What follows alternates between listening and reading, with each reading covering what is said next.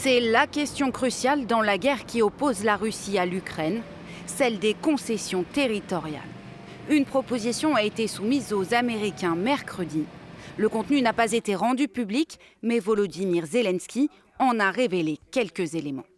Nous avons 2 points de désaccord majeurs, le territoire de Donetsk et tout ce qui s'y rapporte, et la centrale nucléaire de Zaporijia. Ce sont les 2 sujets dont nous continuons à discuter. Le président ukrainien précise que les États-Unis continuent de faire pression pour obtenir des concessions importantes de l'Ukraine. Ils veulent que les forces ukrainiennes quittent le territoire de la région de Donetsk. Et le compromis supposé est que les forces russes n'entrent pas dans ce territoire, qu'elles appellent déjà une zone économique libre. Depuis le début des négociations, les Européens font bloc pour obtenir un accord dans lequel l'Ukraine ne soit pas trop désavantagée.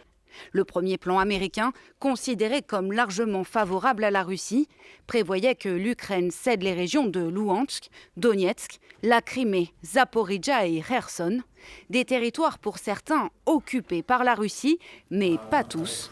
Le président Zelensky y voit une récompense de l'agression russe. Et pour lui, céder des territoires non conquis sur le champ de bataille est inenvisageable.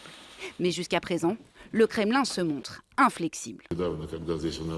Tout récemment, lorsque l'envoyé spécial du président Trump, Stephen Witkoff, était à Moscou, et à la suite de ses entretiens avec le président Poutine, les parties russes et américaines ont confirmé les accords mutuels conclus en Alaska.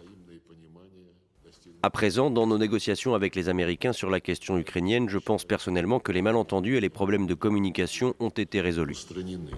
Au-delà d'un refus de principe, Volodymyr Zelensky fait valoir des blocages juridiques et affirme que céder le reste du Donbass sans référendum serait illégal.